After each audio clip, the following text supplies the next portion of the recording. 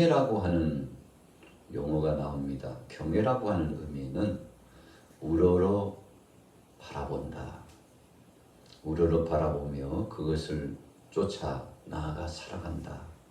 그런 뜻이 있죠. 그 대상이 누굽니까?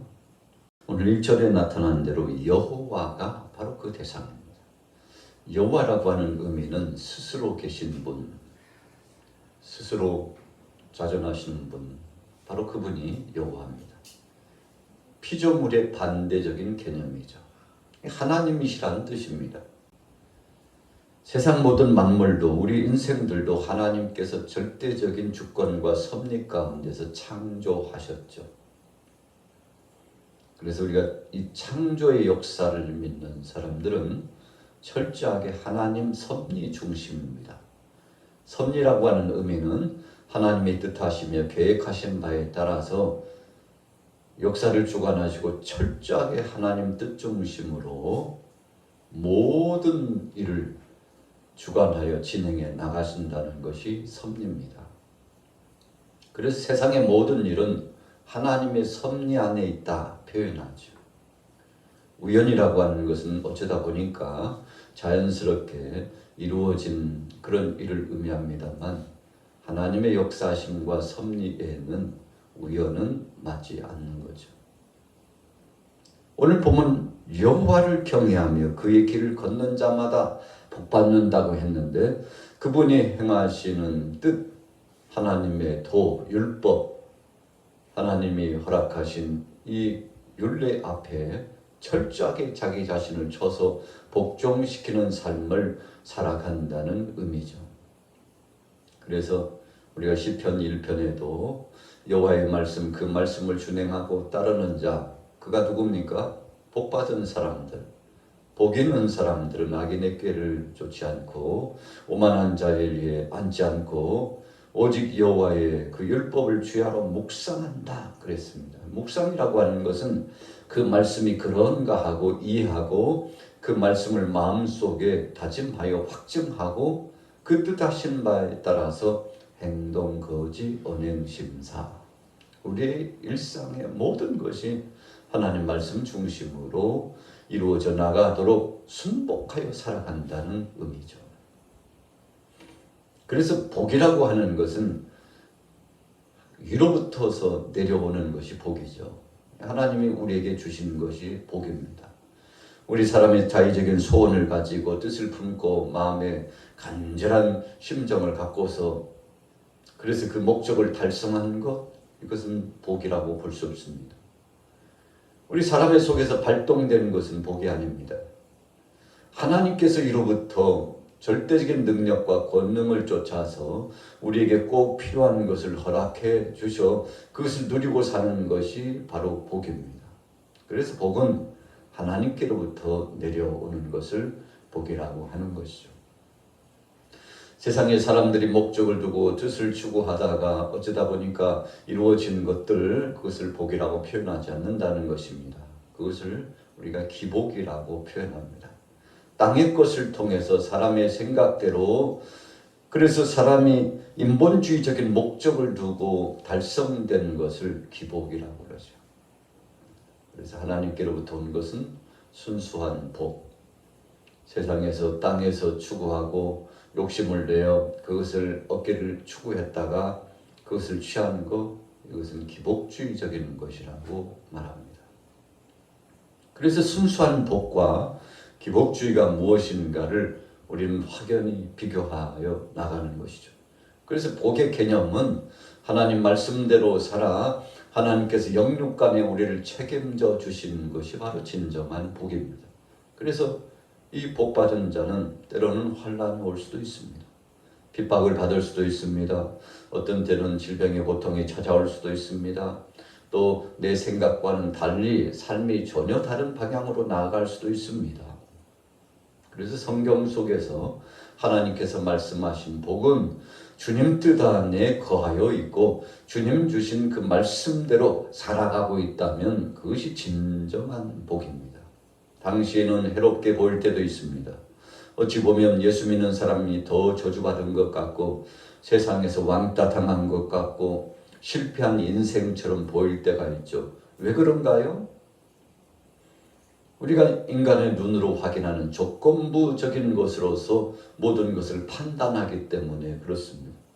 눈에 보이지 않는 세계 속에 아직 눈으로 볼 수 없고 만질 수도 없고 결과물을 취할 수도 없는 그런 역사의 진행 속에 하나님이 하시는 일이 얼마나 많은지 모릅니다.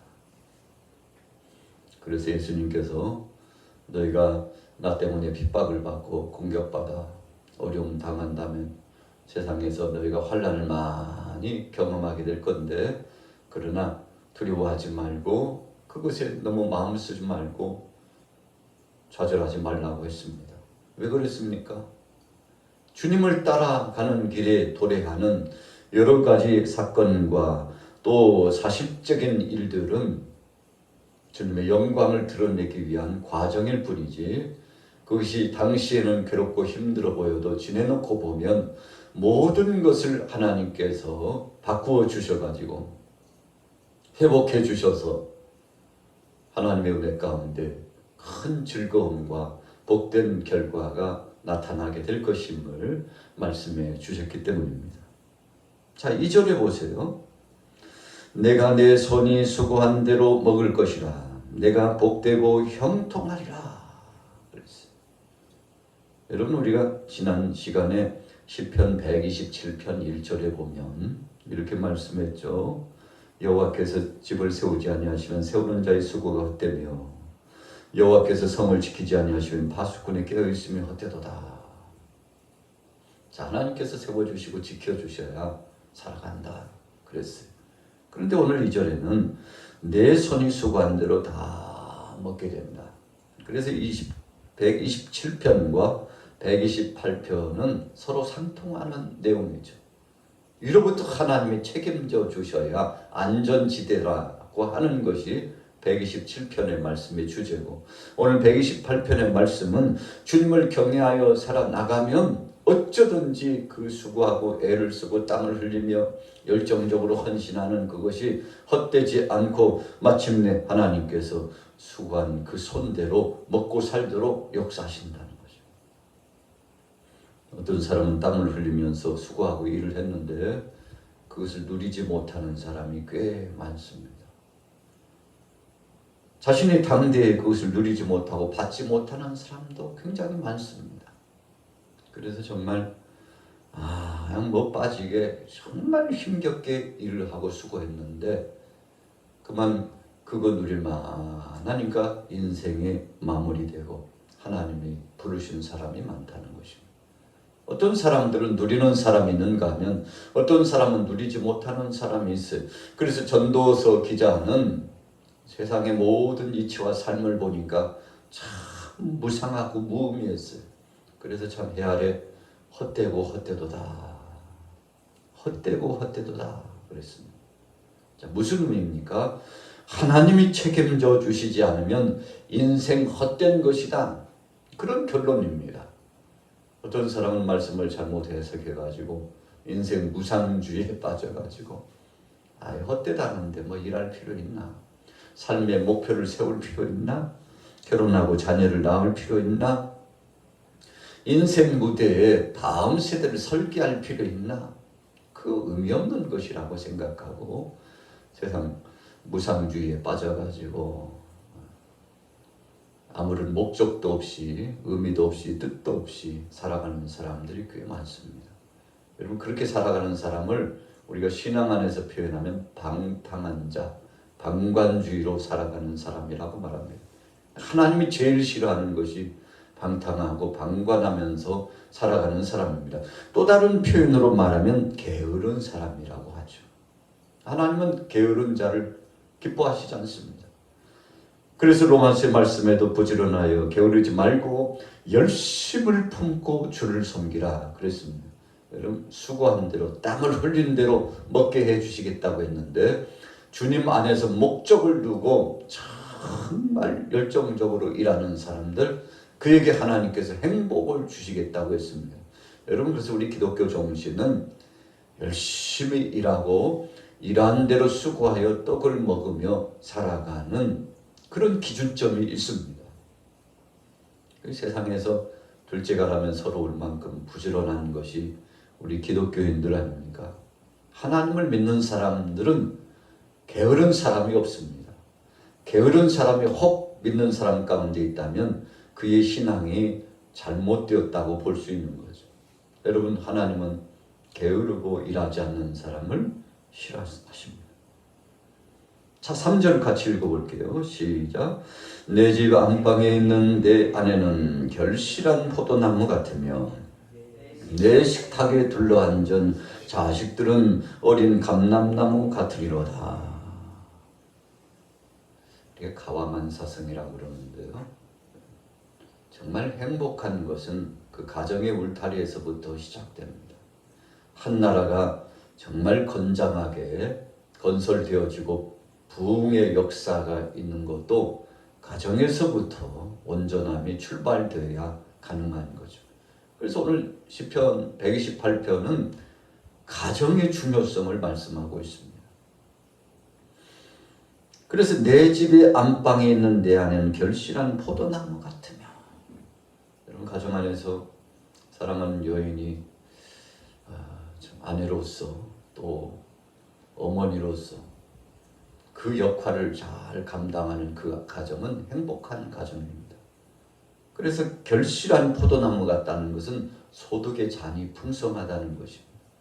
출산의 기쁨도 있고 또 자녀를 잘 양육해서 성장하여 열매 맺는 그 축제도 있고, 그리고 이 남편과 아내와 온 가족들이 하나님의 은혜를 누리면서 살아가는 복된 역사가 있는 그 가정들, 여러분, 그래서 한 가정의 여인의 중요성을 말씀하고 있는데, 여러분, 바로 포도나무와 같은 결실한 풍성의 역사가 있으니까 그 가정은 복된 가정일 수밖에 없죠. 그래서 한 가정의 어머니의 행복과 어머니의 기쁨과 어머니의 비전은 그 가정의 결과를 말해주는 거죠.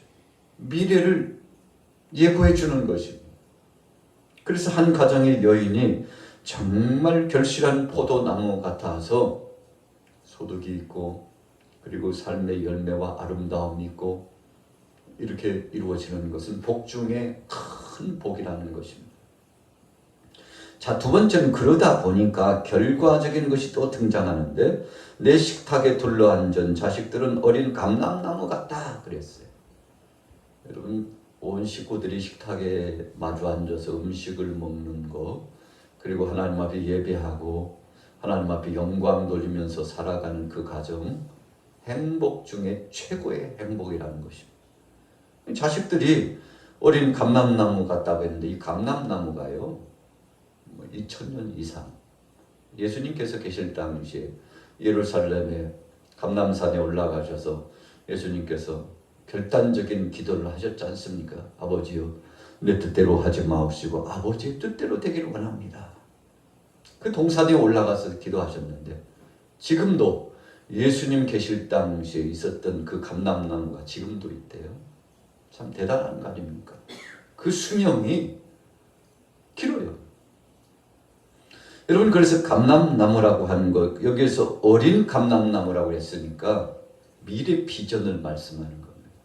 가정이 잘 되고 형통하는 그 미래 비전은 자녀들의 모습 속에서 봅니다. 교회도 마찬가지고 한 나라도 마찬가지입니다. 다음 세대의 모습을 보면 그 미래를 우리가 예견할 수가 있는 거 아니겠습니까? 오늘 이 가정이 참 복된 가정이에요. 사랑하는 자녀들이 식탁에 둘러 앉아서 하나님을 찬양하고 영광을 돌리고, 부모와 자녀 간에, 자녀와 부모 간에 이 관계가 아름답고 복된 역사가 진행됐는데, 이것처럼 큰 복은 없다. 그래서 최고의 복이 바로 그런 것입니다. 우리가 지난 시간 127편 5절에도 이것이 그의 화살통에 가득한 자는 복되도다. 그들이 성문에서 그들의 원수와 담판할 때에 수치를 당하지 않는다. 어제 뭐라고 말씀드렸습니까? 자녀의 수가 많고 자녀들이 힘이 되고 위로가 되고 버팀목이 되는 것은 군사적인 전력과도 같은 것이라고 했죠. 그래서 족장시대에 고대 근동에 살아갔던 사람들의 그 부와 권세를 보려면 거느리고 있는 인권, 이 세력이 얼마나 되나 이것을 보았다고 그러지 않습니까? 여러분, 우리 가정이 정말 결실한 포도나무 같고 어린 감람나무와 같은 풍성함이 있기를 축복합니다. 자, 그 다음 4절 5절 읽어보겠습니다. 시작. 여호와를 경외하는 자는 이같이 복을 얻으리로다. 여호와께서 시온에서 내게 복을 주실지어다. 너는 평생에 예루살렘의 번영을 보며. 하나님을 경외하고 신실한 믿음 생활을 잘하는 백성들이 망하는 예가 없습니다. 그래서 성경에도 하나님을 경외하고 온전히 믿음을 갖는 자손들이 걸식함을 보지 못했다. 하나님을 경외하고 신실한 믿음을 갖는 의로운 반열 속에 있는 사람이 걸식, 거지와 같은 참 힘겨운 삶 살아가는 예가 없다는 것입니다. 하나님이 다 책임져 주셨대요. 여러분, 그래서 기업 중에 최고의 기업은 믿음입니다.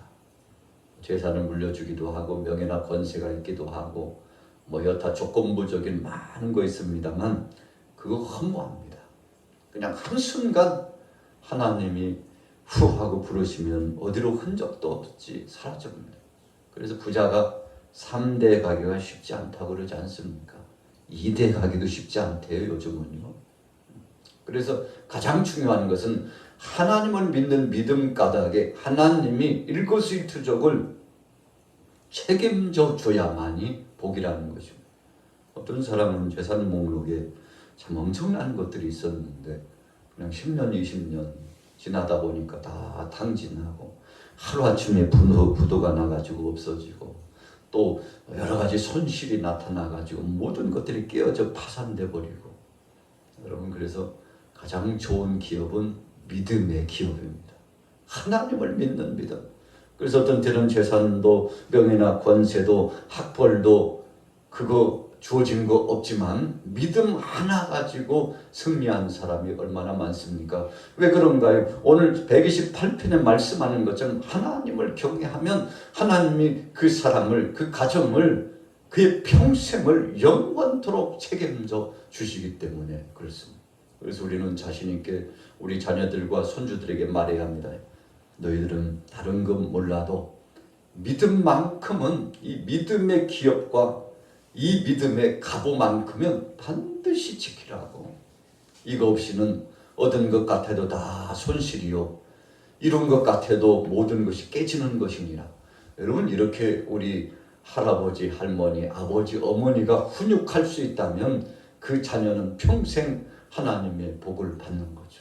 너희가 다른 것은 다 부족해도 믿음만큼은 하나님 앞에 나가서 예배하는 이 자세만큼은 흐트러뜨리지 말라. 여러분, 그렇게 훈육하는 가정은 복받을 수밖에 없다는 것이 오늘 128편의 말씀입니다. 여호와를 경외하는 자는 이같이 복을 받는다고 했습니다. 시온에서 네게 복을 준다고 했습니다. 평생에 예루살렘의 번영을 본다고 했습니다. 우리가 참 세상에서 비극적인 비극 가운데 하나가 6.25 동란과 같은 전쟁을 맞닥뜨림 당하는 것입니다.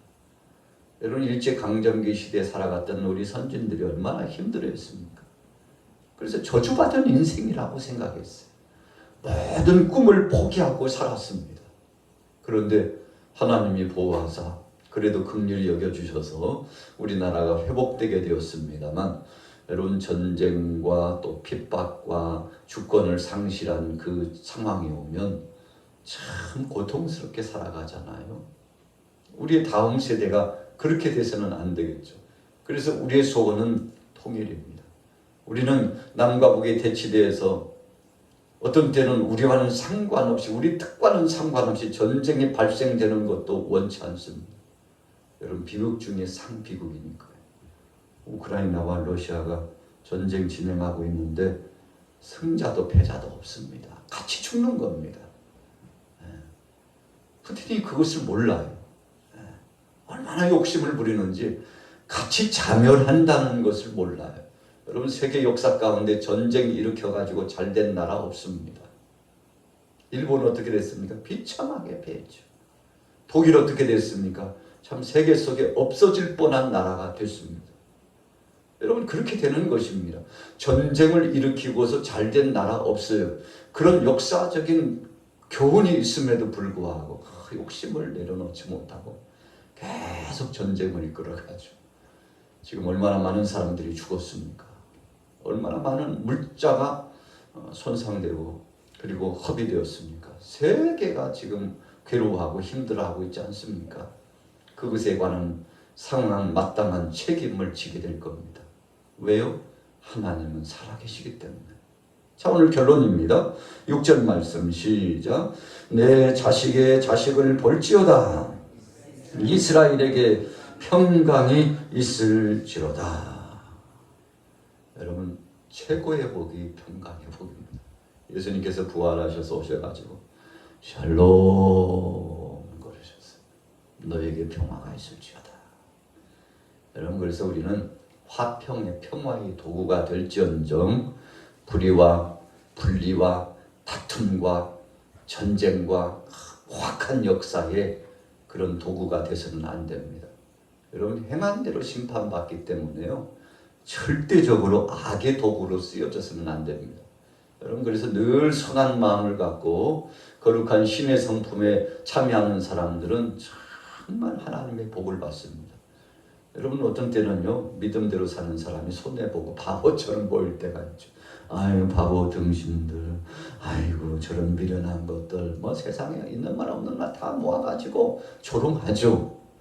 그런데 정말 그럴까요? 하나님은 그렇게 말씀하시잖아요. 순수성을 가지고 어떤 때는 손해보는 것 같고 정말 세상 사람들이 저런 바보 없다고 해도 온유함을 지키고 하나님의 말씀 안에 순전하게 때를 기다리면서 인내심을 갖고 살아가는 사람, 그 사람에게 하나님께서 가장 좋은 것을 내려주시고 복을 주시는 겁니다. 여러분 똑똑한 척하고 내가 모든 것을 다 알 것 같고 세상에 나 없으면 안 될 것 같고 이런 주의가 무엇입니까? 인본주의예요. 오늘 본문 말씀 128편은 그러지 말라는 것입니다. 그래서 인본주의가 아니라 신본주의, 그것을 다른 말로 표현하면 여호와를 경외하는 신앙이 신본주의죠. 그분만 바라보고 해바라기 한번 보세요. 햇빛을 향하여 계속 고개를 돌려서 나중에는 휘잖아요. 햇빛 쬐이는 방향으로 휘잖아요. 그러니까 얼마나 알진 열매가 맺혀지는지 몰라요. 우리는 바로 그런 겁니다. 그래서 우리 인간을 원문에 보니까 안드로포스다. 하나님을 바라보고 살라고 만든 인생이다. 그렇게 표현하지 않습니까? 오늘 여러분들과 저가 오늘 하루 동안에 여호와를 경외하고 그 길을 쫓아가서 큰 복을 누리고 지금은 손에 잡히지 않고 눈에 보이지 않아도 믿음으로 나가는 사람은 그 자식이 걸식함을 보지 못했다고 했던 것처럼 오늘 여러분들에게 이런 원대하고 충만한 복이 임하게 되시기를 예수님의 이름으로 축원합니다.